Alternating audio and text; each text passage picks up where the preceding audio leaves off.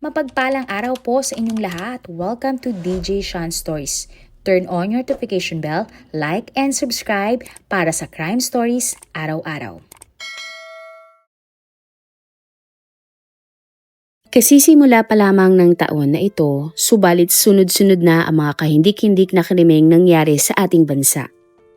Isa na nga sa mga kwentong iyan ay nag-viral at nag-trending. Ito ay tungkol nga sa isang dalaga na inireport ng kanyang pamilya na nawawala, ngunit kalaunan ay natagpuan din.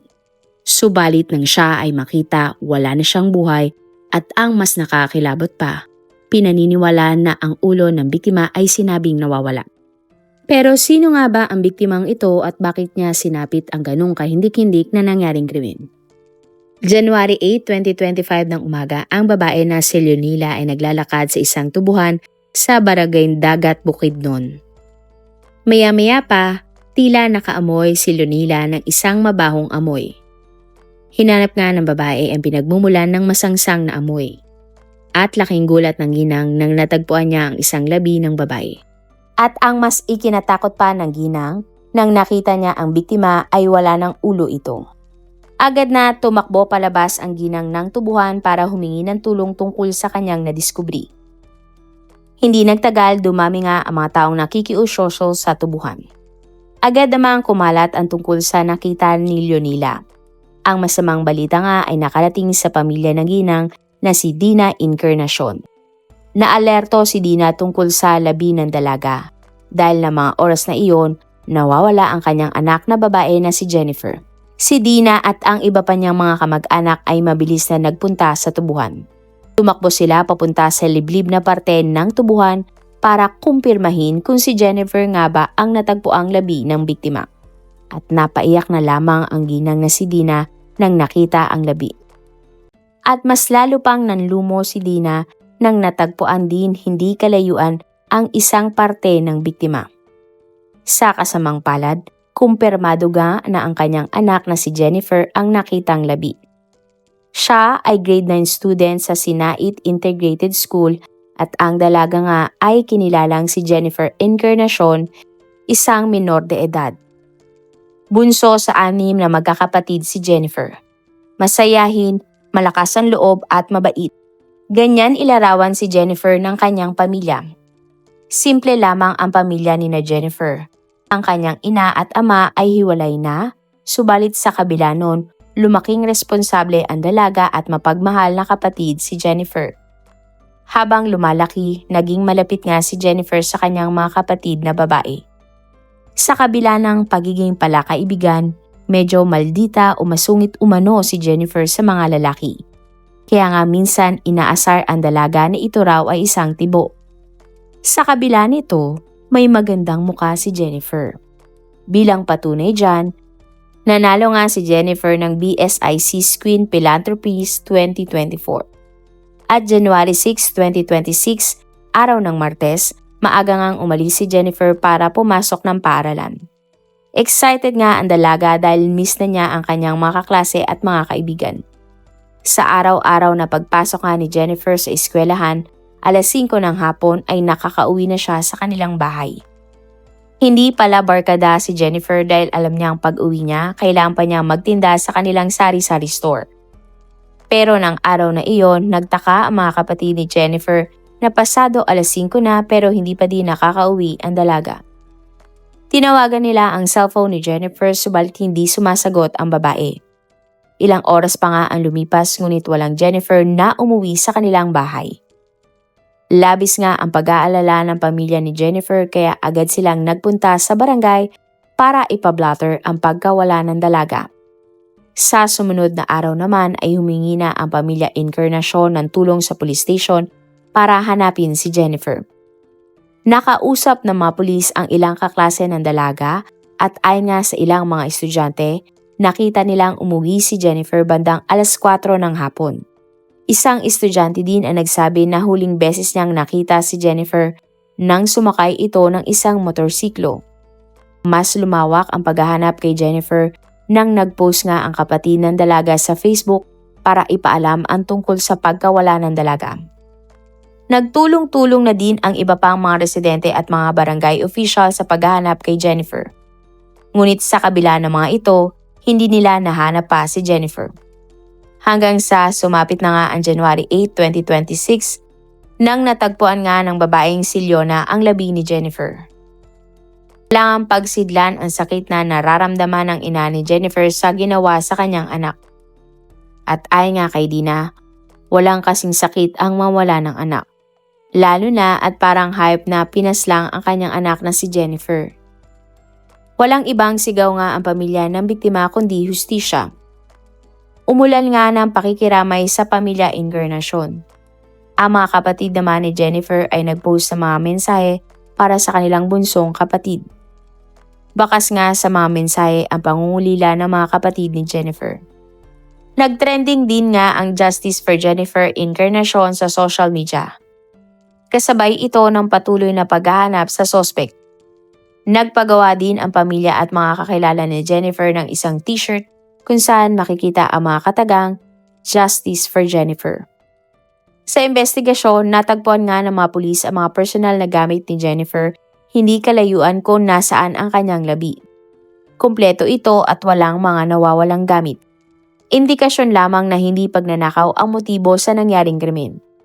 Sa unang ngang salaysay ng mga otoridad, posible umanong pinagsamantalahan ang nasabing biktima. Pagkatapos ay tsaka tinanggal ang isang bahagi ng kanyang katawan at hinagi sa hindi kalayuan. Agad nga na nagtrending at nag-viral sa social media ang kalunos-lunos na sinapit ni Jennifer. Galit, lungkot at panghihinaya nga ang naramdaman ng mga netizens para kay Jennifer.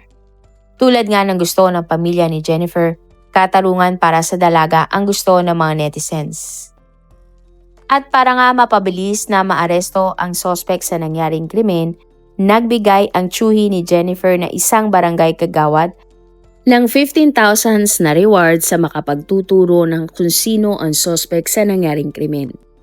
Agad naman dinagdagan ng Vice Mayor ng Valencia City at ginawang 200,000 pesos ang nasabing reward money. At sa pag-iimbestiga nga ng mga pulis, ilang witness ang kanilang nakausap.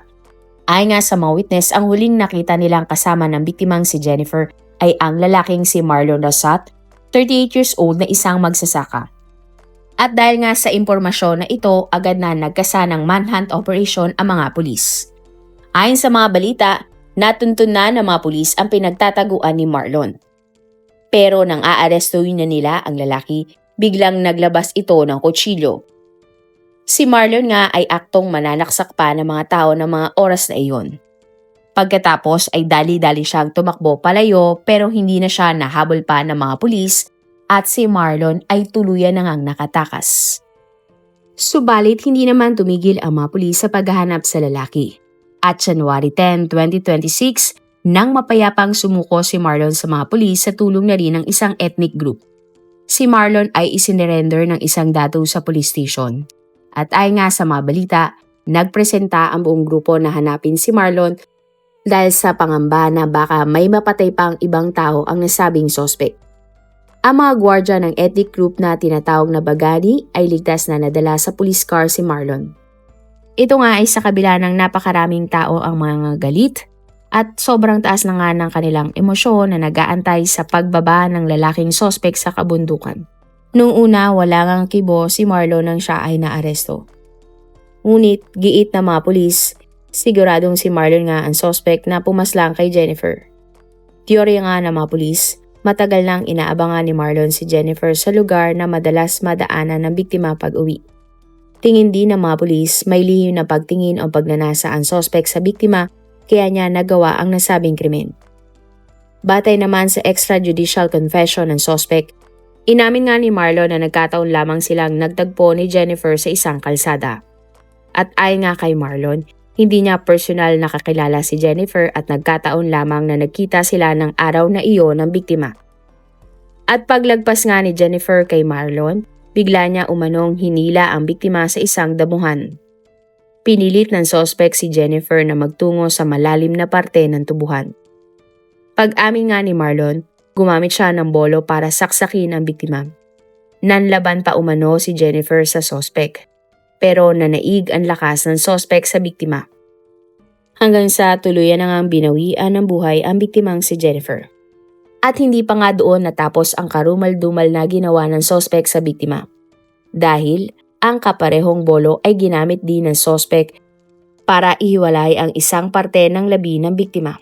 Sinabi din ng Marlon na pinagsamantalahan pa umano niya si Jennifer. Subalit base sa autopsy sa labi ng biktima, walang palatandaan na pinagsamantalahan ng sospek ang biktima. Ayon sa mga pulis, na-shock o nabigla si Marlon sa lahat ng mga nangyari, kaya hindi pa siya maayos makausap ng mga pulis. Ito raw marahil ang dahilan bakit hindi nagtugma ang ilang detalye ng krimen sa mga sinasabi ni Marlon. Napag-alaman din na dati na palang nakulong si Marlon ng 9 na taon dahil pinaslang ng sospek ang anak ng dati niyang karelasyon. Ayon naman sa ibang mga police reports, pinaniniwalaan na si Marlon ay sospek din pala at responsable sa pagpanaw ng isang grade school na bata sa Lampatan, Bukidnon ng nakarang taon. Sinabi naman ng mga kaanak ng sospek sa mga pulis na si Marlon ay lulong umano sa ipinagbabawal na gamot. Nagiging bayolente umano si Marlon kapag hindi siya nakakagamit ng ipinagbabawal na gamot dahil sa kakulangan ng pera. Sa isang screenshot naman na kumalat online, pinaniniwalaan na miyembro umano si Marlon ng isang kulto. At nang nalaman nga ng mga netizens na gumagamit ng ipinagbabawal na gamot ang nasabing suspect, marami sa kanila ang nagsabing dapat ngang ibalik ang hatol na bitay sa ating bansa. Lalo na sa mga taong gumagamit o lulong sa ipinagbabawal na gamot at nakagawa ng krimen.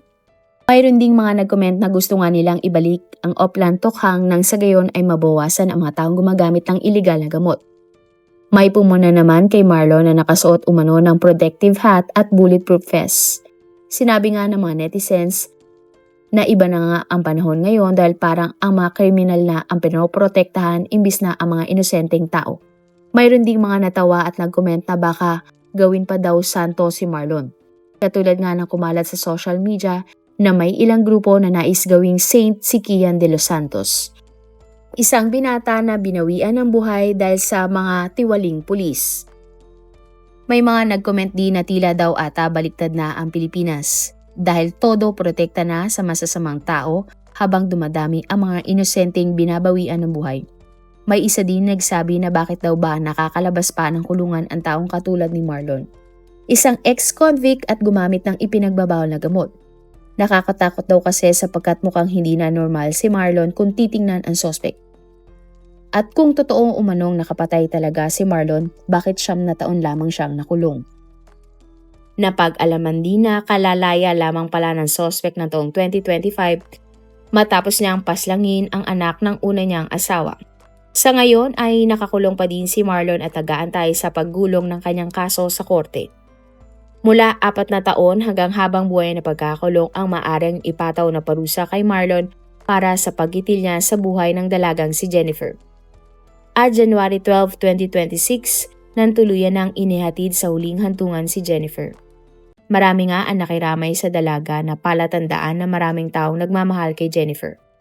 Si Jennifer Encarnacion ay isang dalagang ang puno ng pangarap at pag-asa at maganda pa sana ang kinabukasan. Ngunit ang lahat ng ito ay pinutulungan ng kasama ng isang taong lulong sa ipinagbabawal na gamot. Marami pong salamat sa inyong panonood. Meron ba kayong mga kwento na gusto nyong i-share sa ating mga manonood? O kung may personal po kayong kwento na gusto nyong i-feature sa ating channel, i-comment down below nyo lang ang inyong mga suggestions. Para naman po sa dagdag kalaman, i-subscribe nyo din po at i-follow ang ating iba pang YouTube channel katulad ng Tagalog Facts and Mysteries by DJ Sean at Manila Boy Wonder Philippines. Marami pong salamat sa pagsuporta nyo sa aming mga channel. God bless everyone!